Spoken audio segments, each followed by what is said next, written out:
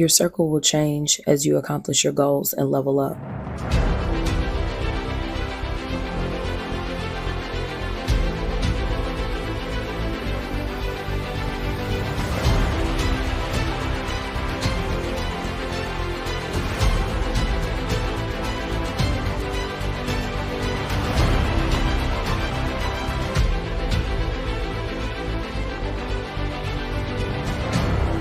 Everybody can't go.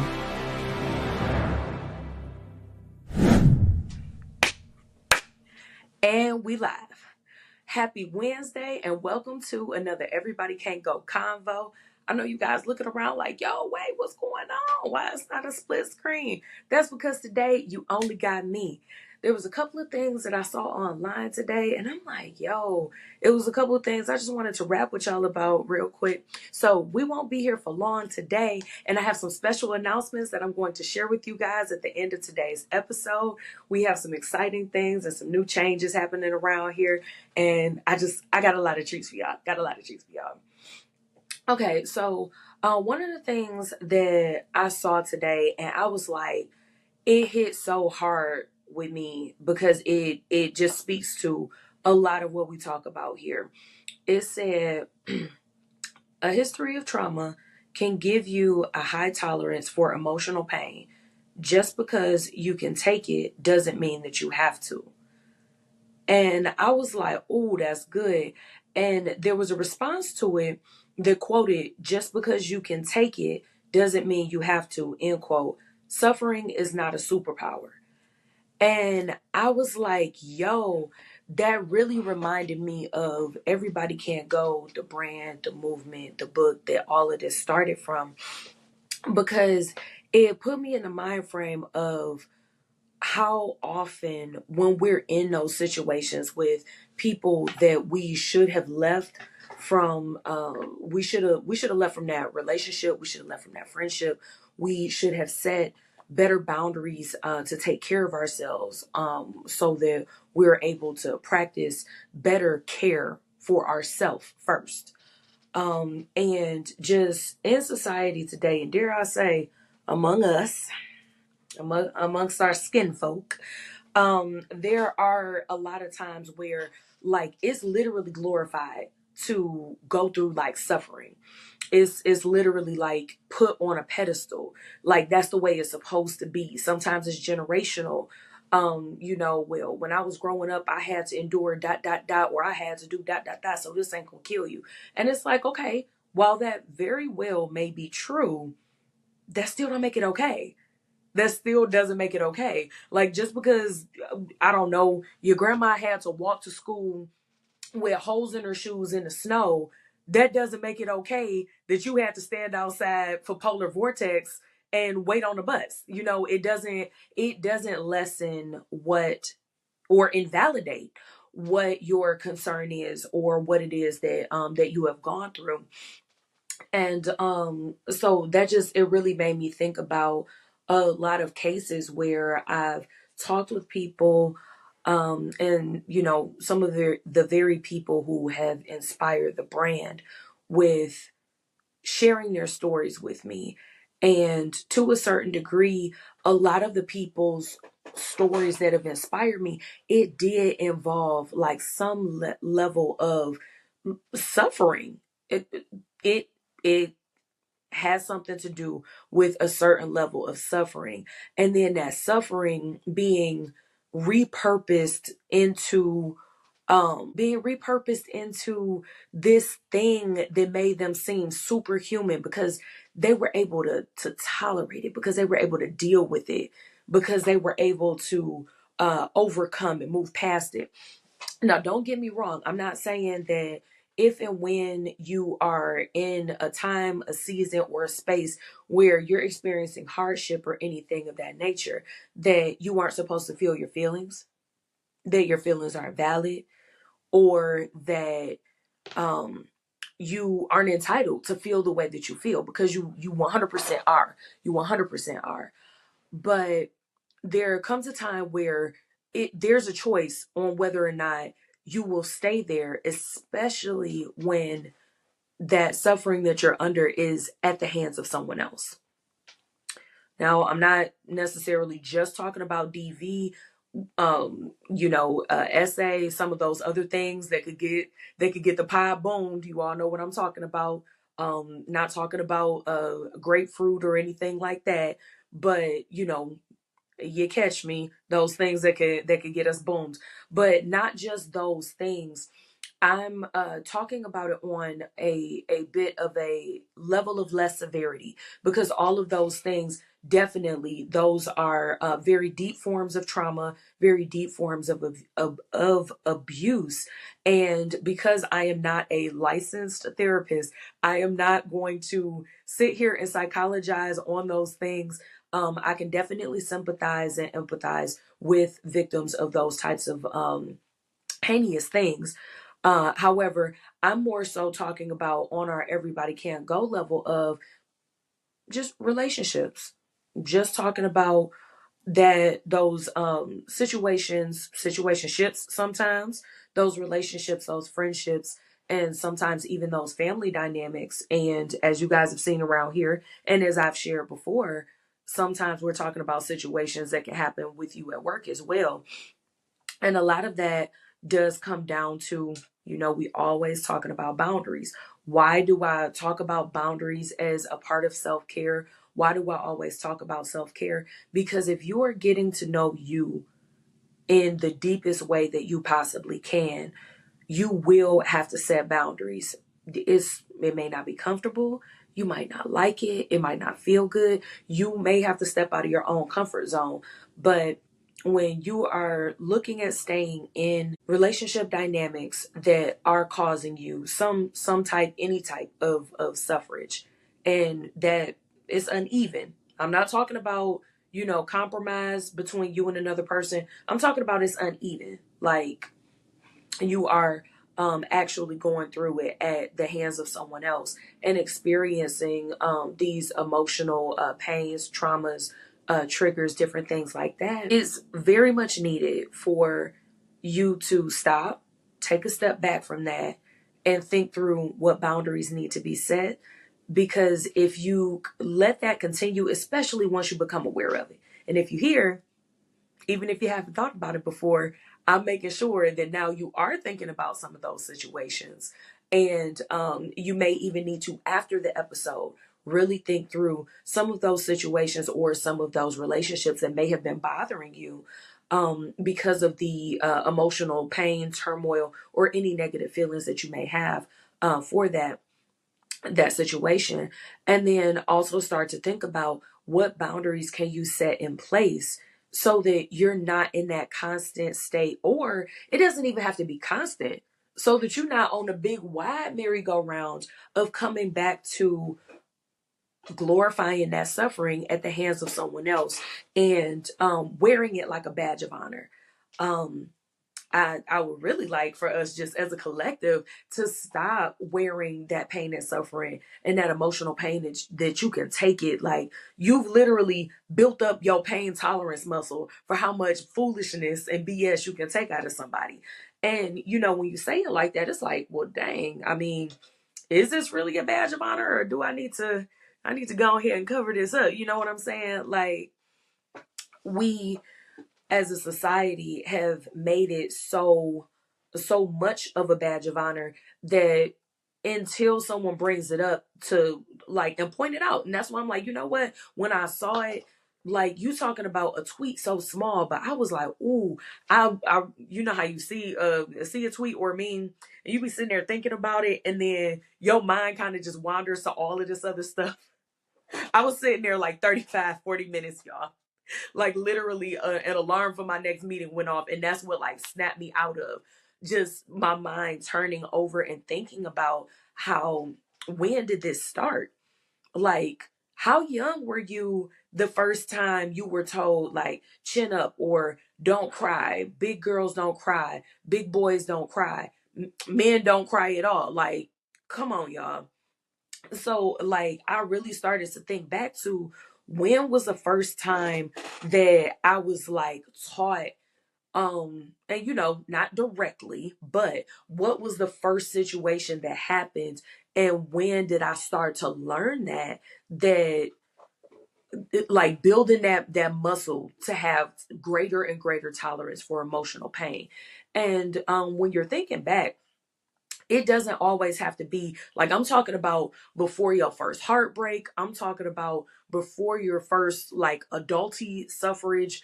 Unless you just one of the people, you just so lucky that you had the most perfect parents in the world and you had the most perfect grandparents and nothing ever went wrong in your life.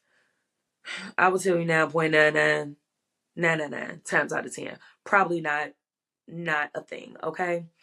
But when you're going back and thinking to like, what was that first time that you were kind of like you were taught to like kind of grin and bear it? And I'm not talking about like, oh, the first time you learned you had to share. I'm talking about the first time you learned you had to share, but as soon as the adult in the room turned around, that other kid bat you over the head and took your toys, or that first time that you were told to be the bigger person when, and this is just Jessica talking, you probably should have punched that bully straight in their doggone throat and poked them in their eyes and then just went on ahead and took your suspension.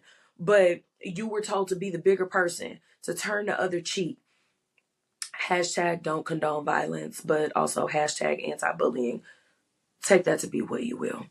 But really thinking back to that deep-seated memory of the first time that you buried your own feelings, you buried those negative emotions, you sucked it up, you um just moved along like, oh well, we ain't gonna talk about it, nothing happened. Or that first time that you were silenced, that first time that in your emotional state you were told to shut up, that you like shut up and turn inward into yourself, or just go to your room and deal with it. you know that first time that you were put in an adult situation as a child. I'm just talking about some of the things that for me that came up in my head as I thought through like the just the description, a history of trauma. Like it doesn't have to always be super severe, like earth shattering news.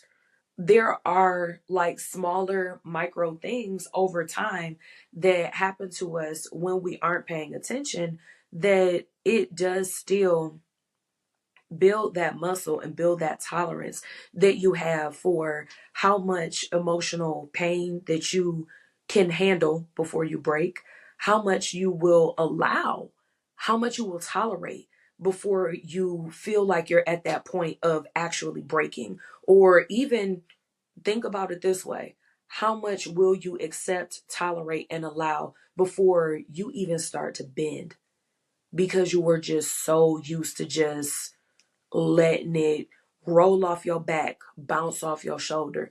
You just used to just looking at it. You just gonna look, let them act a fool, and you ain't gonna say nothing, knowing that you want to.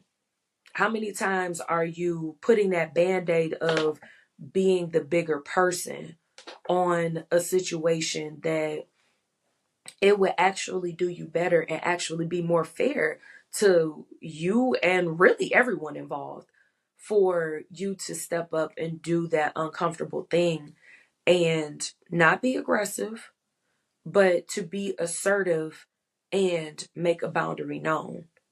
And even if you're not making a boundary known, just letting your voice be heard. That was not cool. I don't like that. Don't do that to me again.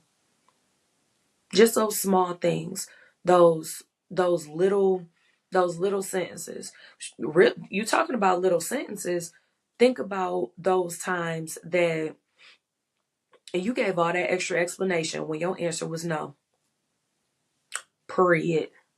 Period. No, that's it. Even that in itself, providing the extra follow up, the excuse, the reason, trying to get someone else to reason with us when, if you didn't want to or you weren't comfortable. No is a complete sentence. Shout out to Mel T over at Getting the Win Show. No is a complete sentence. And think about all of those times where, so that you could, I won't say cater to somebody else, but so that you could smooth it over with them a little bit. And when you did that, you took on a negative feeling, or you took on some form of suffering, or were you already in the middle of suffering and had to tell somebody no, but then ended up having to exert and expend additional energy that you already didn't have on giving that rationale on why your no is no, instead of just letting them know it was a complete sentence, conversation is over and it's done. I actually had a situation as such, and I had to think about what boundaries needed to be set around the situation when I was having a very, very hard time. And someone decided, like, you know what? You need to be there for me. You need to talk to me. I'm just trying to support you. You don't have the capacity to support me at this moment. And I just need some time to myself. That's where conversation should have been done. But of course, it continued. Well, why this? Why that? And you think what I should have done was go ahead and use that nice little block feature, is what I should have done. But that was one of the places where I should have, once I laid down what that boundary was that I needed in that time, that's where the conversation should have ended. But I decided to continue to back up my no, back up my I can't right now, and give further explanation. And I can admit I wasted my time. I wasted my time. And so I have to take, onus for that, because I was the one that was like, no, let me give you the benefit of the doubt. Let me try. But that like just that expectation of me, it put me in the mind frame of what I read in this tweet as well, because I'm like, dang, that was the person's view of me, that because I was able to handle so much emotional pain, so much emotional trauma, because I didn't resort to certain ways of outwardly showing or expressing my emotions, or outwardly expressing my pain, because I did not do that in a very public way, or in ways that were similar to them. It, that person did kind of see me as like, oh yeah, no, Jessica Superwoman. And it's like, ah, every superhero got their own kryptonite. Each one of them does. Every superhero has a weakness, even though we don't like the word weakness, but every superhero has a weakness. There is something that can cause their demise, their downfall, something that damages whatever superpowers it is that they have. And I really had to think through, like, what that ends up looking like and presenting as, when you're if you're the strong friend, a strong friend, I'm talking to you, and you, strong friend. To put everybody on your back, friend. To put everybody on your back, mama. To put everybody on your back, cousin. Talking to you, sis. Talking to you, bro. That you always got to do everything for everybody else, but what about you? That too is a part of one of the underlying things, that it's glorified, but it's not really a superpower. It's not a superpower. You aren't given like additional energy for you to like dole out, pass out to everybody else. There is some energy that you should be expending on yourself, using to build you, that you are in fact giving away. And if you feel like you are not at that point, like, shout out to you, drop it in the comments, tell us about it, and give us some of the tips that, and you notice I said us, because me too. Give me some of the your tips and things that you did, and things that you had to change, and ways that you had to grow, so that you wouldn't be in that situation where you were giving more of yourself than what you had available. Or let us know what you guys have been doing in terms of just not taking on that suffering, not continuing to just let that continuously come in with no outlet, and you kind of just like slap that badge of honor on your chest, that you know you can handle it. You can handle it. Now all of this that I'm talking about today, in terms of having that high tolerance, The reason why I wanted to bring it to you guys from the Everybody Can't Go perspective is because you have a greater propensity to have, collect, and keep people around you, surrounding you in your circle, in your outer circle, or just surrounding your life and in proximity to you. People that they can tell that you have that high tolerance. And so you're accepting of things and people that you shouldn't accept or you shouldn't tolerate, you shouldn't allow around. And I just wanted to like drop that in y'all ear, drop it on your screen just so that you could do some self-reflection and self-inventory. You know, I'm always talking about take inventory, like do some self-reflection on that and really think about how have you been doing at making sure that you aren't just building more and more tolerance for emotional pain. Are you actually stepping up and speaking up for yourself, speaking out on your own behalf, respecting yourself, respecting your own boundaries? And when I say respecting your own boundaries, we ain't got to make nobody else respect our boundaries because there is a consequence for breaking our boundaries. And if that's you removing yourself from the situation, or if that means that everybody can't go, then they just can't. And that is a part of setting those boundaries for yourself. Your boundaries are to protect you, not to tell everybody else what to do. It's just a light suggestion, some instructions on a shout out to Jazz Abraham on teaching people how to treat you. Run back that episode with Jazz Abraham if you need to know more about teaching people how to treat you. That's what those boundaries are there for. And I just want you to make sure that as you're thinking through this, if you do start to identify or think of situations, or if you're seeing a pattern of you kind of just building your tolerance for pain or your tolerance for mistreatment or maltreatment, whether that is hopefully not physically, we 100% no, it's wrong, we don't stand for that.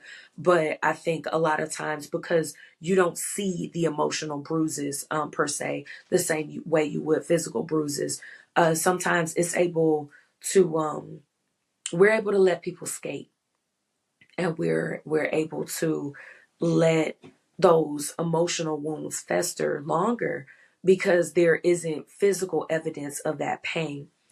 And so I want you guys to really take a look at how high is your tolerance. Like, put it on a scale of 1 to 5, 1 being like you got a low tolerance for painful situations, painful people, painful recurrences, and 5 being like, nah, you really looked at yourself and it's like, dang, I could dang near handle anything. And I don't mean handle it like a boss. I mean like you literally are just like, yeah, such and such happened. I'm about to go ahead. I'm gonna cry it out. I'm good. If you always like, oh yeah, no, I'm good. I'm fine. Are you? Or is that your default answer? And how did I say that so smooth? How did I say that so easy? That's why I'm here with y'all. Y'all know I'm transparent. Guilty. It's just been within the past couple of years that I've actually started to, when somebody is like, hey, how are you? And, it's not just like I done walked in a store or something. Like, if I'm happy today. You know what? I'm fine. I'm not going to say I'm fine. I'm not, but today is a day. Tomorrow, I can't imagine a better day. Or I'm gonna go to sleep, try again tomorrow. And actually answer that question, not just give the formality, oh, I'm good, I'm fine. Or when there is some type of conflict that arises or something that needs to be talked about that is a source of emotional pain. And it's like, oh, no, I'm good. I don't want to talk about it. I'm good. Or do the smile and, no, everything's fine. It's all good. And you know that it's not in your heart of hearts. I put a concerted effort to make sure that in those situations when I'm like, and sometimes we do it so often we don't even think about it because it's like a hair trigger reaction. It's you could be in thought about something else. Hey, how you doing? Oh, I'm good. Wait, am I good? Am I good today? Or am I just okay today? And people ask you all the time, like, oh, you just okay? Yes. Today I'm just okay. I got a lot on my plate. Today's a busy day. But I can't wait for such and such. I can't wait for Friday. Friday is going to be a really good day. Got a light schedule, have some fun things planned, get to spend some time with people I love. Go ahead, answer honestly. There's an action item for you. That is something small, something quick that you can do. And even though it's quick and it's something small, the way that it takes practice to get that repetition, like, think about it and start paying attention and notice how often you automatically just be like, oh, I'm good, I'm fine, regardless of how you're feeling, regardless of whether you were not having a good day, or regardless of whether you're neutral, or you could even be ecstatic, and you just like, oh, I'm good, and you just happily trot off with a smile. Go ahead and actually share how you feeling today, any day somebody asks you. Like, go ahead and practice doing that. It'll make you a lot more aware of, one, how are you actually feeling, and two, it'll make you more aware of how many times that you just say that you're good as a form of a band-aid. And then finally, before we get out of here for today, that just because you can take it doesn't mean you have to. Even if you big, and you just really, your emotional tolerance so high, you could deal with anything, anybody, whatever roll off your back, it doesn't mean that you have to. You can start right now, today, or if you want to wait until the morning, that's fine. But I don't think the procrastination bully would approve, and we love her here. But start right now. Like, think about it and make that declaration to yourself. And you know what? Matter of fact, make it to somebody else. Then it's real. Then we'll believe you. Drop it in the chat so that we can hit you up every now and then to see how you're doing on it. But you literally, like, you don't have to do that anymore.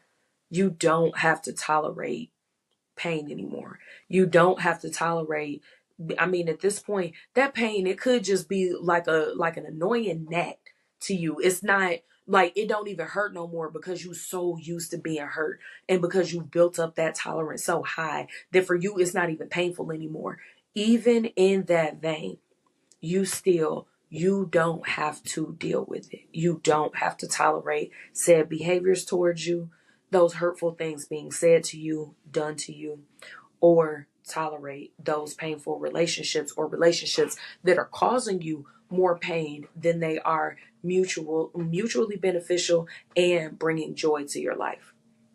So, y'all know I always tell y'all, everybody can't go. And so that I want y'all to remember that when you are in relationship or friendship or family ship, when you in a bloodline or whomever it is, if that person is causing you pain, whether that's physical, emotional, or otherwise, you don't have to take or tolerate that. And being able to tolerate that pain and not say anything, without setting boundaries, without caring for yourself and doing what's best for everyone in the situation, that's not a superpower. That's just a learned behavior that was born out of not having the proper and healthy communication skills, and for not exercising those boundaries and exercising those communication skills enough.